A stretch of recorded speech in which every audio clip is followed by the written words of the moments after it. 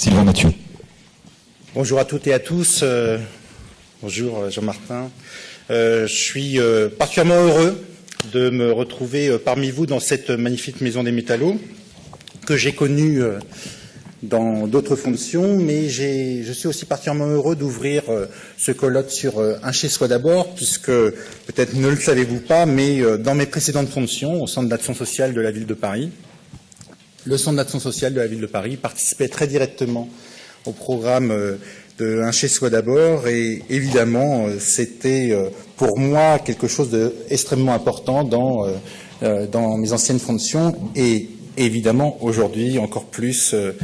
à mon poste de délégué interministériel. Alors à ce titre, moi je tiens tout particulièrement à remercier Alain Régnier, mon prédécesseur, puisque c'est bien Alain Régnier qui a œuvré pour que ce programme puisse être lancé, qui s'était vu aussi confier ce pilotage par le biais des ministres de la Santé et du Logement. Et une des choses que je tiens à vous dire, c'est que au moment où on s'est rencontrés pour se passer les informations, il m'a confié vraiment très solennellement ce bébé de un chez soi d'abord, et je tiens à vous dire que je m'inscris totalement dans la continuité de ce qui a été mis en place, et je suis aussi autant que lui attaché à ce que ce programme expérimental puisse continuer sa vie et nous apporter tout ce qu'on espère de cette recherche. Je remercie évidemment tous ceux qui ont préparé cette journée jusqu'à tard hier soir au sein de la DIAL, tel que j'ai pu le constater, mais aussi je tiens à saluer la docteure Pascale Estecandi qui, chez nous, à la DIAL, coordonne ce programme et qui fait qu'on se retrouve toutes et tous aujourd'hui pour en examiner les résultats. Alors, les premiers résultats. Mon rôle, il est celui d'ouvrir ce colloque. Il n'est certainement pas de vous dire ce qui va suivre ensuite, mais je voudrais insister sur plusieurs points. D'abord, cette expérimentation, elle s'inscrit dans un contexte institutionnel qui est particulièrement favorable et qui vise à enrichir les politiques publiques qui sont relatives à la santé des personnes qui sont en situation de précarité et qui sont en situation d'exclusion, notamment du point de vue du logement. Et évidemment, ce programme s'inscrit totalement dans le plan pluriannuel de lutte contre la pauvreté et pour l'inclusion sociale et doit permettre de construire une politique, une coordination, un modèle qui permettent de répondre à ces deux exclusions principales. Et je suis particulièrement sensible au fait qu'on expérimente sur plusieurs territoires, dans un partenariat large, cette nouvelle approche de ces personnes en situation de précarité, et c'est sur l'idée de programme expérimental que je voudrais aujourd'hui particulièrement insister en ouvrant simplement ce colloque. D'abord, parce que c'est un programme expérimental, il était tout à fait normal de vous rendre des comptes, de vous faire un point, après 24 mois de lancement pour l'essentiel, de ce qui est les premiers résultats de cette expérimentation, parce que, évidemment, on est dans une expérimentation, on doit pouvoir partager ces éléments de façon à construire tout simplement les modèles qui nous permettront d'agir en termes de politique publique. Ce sont des questions difficiles, qui touchent à deux exclusions, qui sont celles, évidemment, des troubles psychiques sévères ou de certaines addictions, et évidemment de l'absence de logement. La réaction de l'environnement, des collectivités locales, des différents acteurs vis-à-vis d'une telle expérimentation est, pas gagnée d'avance. Et moi, je tiens particulièrement à saluer tous ceux qui ont agi sur le terrain pour permettre de faire que l'ensemble des élus, les collectivités, les bailleurs sociaux, les propriétaires individuels puissent réellement s'engager dans ce programme expérimental et faire qu'en partenariat avec nous, on construise un avenir. Alors, je me lance dans un exercice qui est toujours un peu compliqué, qui est celui de féliciter tout particulièrement les structures qui sont porteuses sur nos 4 terrains. Alors, je vais commencer par Toulouse parce que j'ai une appétence un peu particulière pour Toulouse où j'ai exercé, et notamment l'association Clémence Isor, et je salue Madame Lacoste, et puis le PAD 31, l'hôpital Gérard Marchand, à Marseille, Habitat Alternative Social, le PAD Bouches-du-Rhône, et puis la PHM, Habitat Alternative Social, à Lille, l'association Abège, et puis l'établissement public de santé mentale Lille Métropole, et à Paris, je finis par les locaux, l'hôpital Maison Blanche, Aurore, l'association Charonne, l'œuf Falleret, l'association des cités du secours catholique, et vous permettrez que je finisse par le centre d'action sociale de la ville de Paris. Donc, on est tous engagés dans ce travail, cette expérimentation, et je voudrais rappeler que cette expérimentation, elle est aussi interne à l'administration, parce que c'est un sujet interministériel. Et moi, je remercie évidemment tous ceux qui ont contribué à construire ce programme avec Alain Régnier, évidemment la direction de l'habitat, de l'urbanisme et des paysages, la direction générale de la santé, la direction générale de la cohésion sociale, la Caisse nationale d'assurance maladie, la direction de la sécurité sociale et la DGOS. Évidemment, vous voyez, quand on fait la liste de l'ensemble de ces administrations, on comprend combien il doit y avoir de nouvelles relations qui se construisent et combien la DIAL est complètement centrée sur la coordination de l'ensemble de ces administrations, mais aussi comment il va falloir, pour l'avenir, pour essayer de construire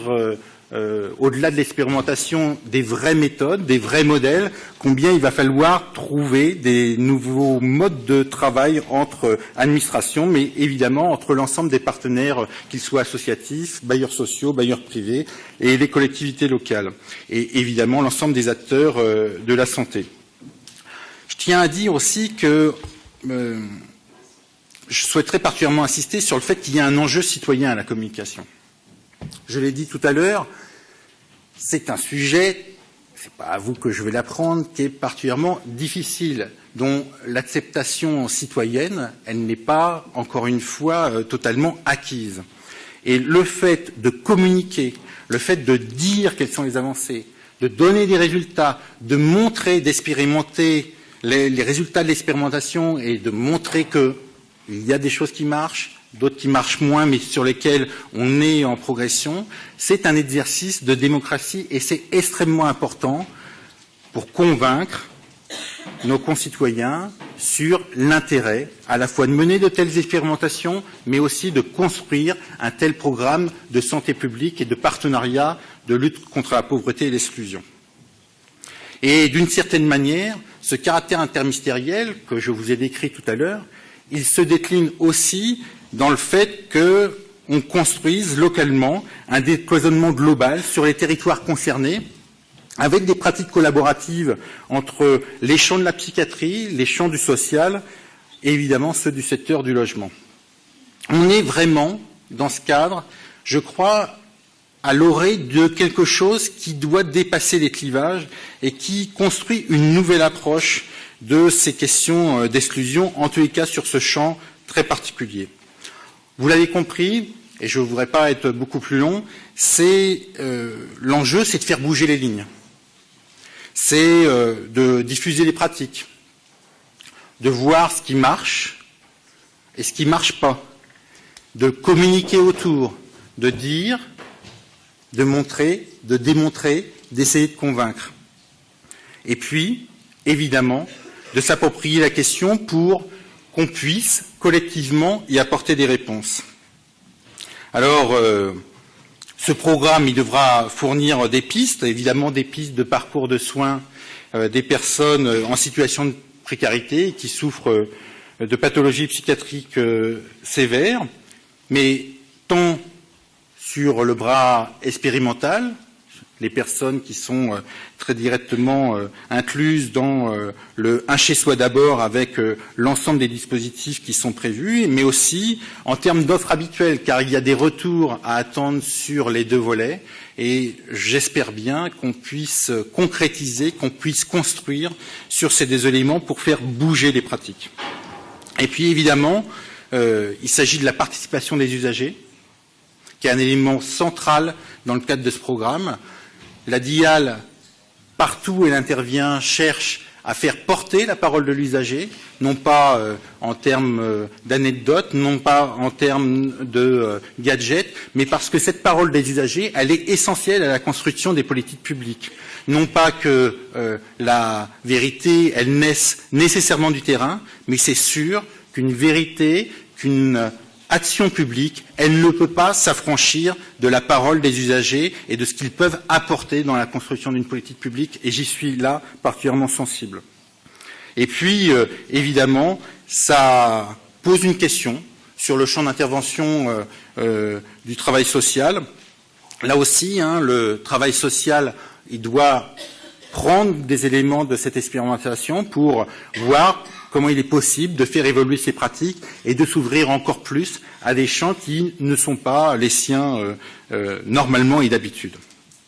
Je voudrais juste finir cette courte intervention sur le fait que moi, je trouve qu'il y a un modèle de l'action publique à travers l'expérimentation de Un chez soi d'abord. D'une part, c'est une attitude à la fois modeste et volontaire. Modeste parce qu'on se met dans une situation expérimentale, mais volontaire parce qu'on y va totalement, on accepte de communiquer, on accepte de dire les choses, et que, en mettant sur la table les résultats, on accepte d'en faire un élément de l'action publique, un élément de discussion. Intéressant aussi en termes de modèle d'action publique, parce que la France, elle a travaillé aussi à la suite d'autres expériences européennes et aux États-Unis qui nous servent aujourd'hui à construire ce programme. Alors, je sais qu'il y a des différences en termes de public ou en termes d'approche, mais le fait de benchmarker, comme on dit aujourd'hui, notre action publique, c'est un élément, je pense, de construction d'une qualité de notre travail, d'une part, et également de la pertinence des réponses qu'on doit y trouver. Et puis, c'est une approche décloisonnée. Aujourd'hui, on a tendance souvent à travailler en silo. Le fait d'ouvrir à l'ensemble du champ des acteurs, et pas seulement au sein de l'État, mais de travailler avec les collectivités, travailler avec les propriétaires privés, les propriétaires bailleurs sociaux, je pense que c'est aussi un élément qui préjuge de la qualité de cette expérimentation. Enfin, mais j'insiste tout particulièrement, je l'ai déjà dit et j'y reviens, c'est une expérimentation avec des indicateurs, avec des résultats,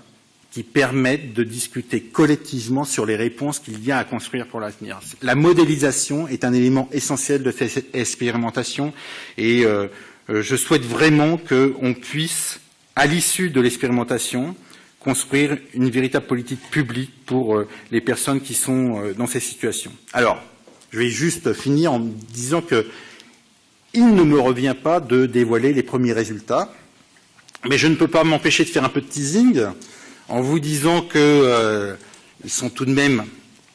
très encourageants. Ça vous sera dit tout à l'heure.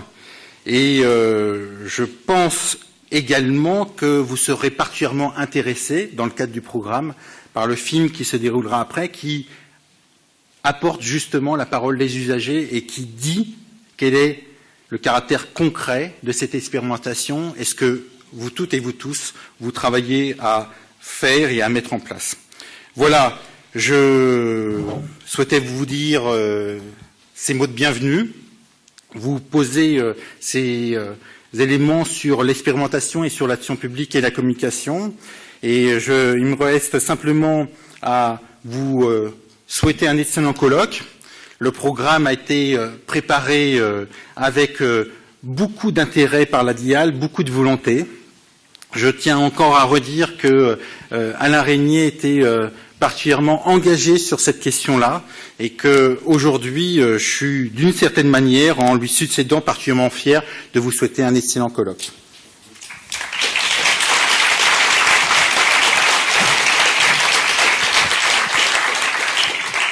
Merci Monsieur Mathieu pour ces propos d'ouverture et comme vous l'avez dit, on va consacrer cet après-midi à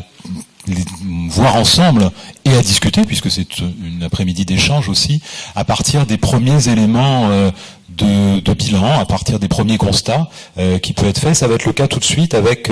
ce que va nous présenter le docteur Pascal Estequin-Andy, qui est coordinatrice technique nationale du programme Un chez soi d'abord à la Dial, et qui va nous donner les premiers éléments à mi-parcours de bilan. Ah oui, il faut. Oui, je n'ai pas votre PowerPoint, mais on va le trouver. Voilà.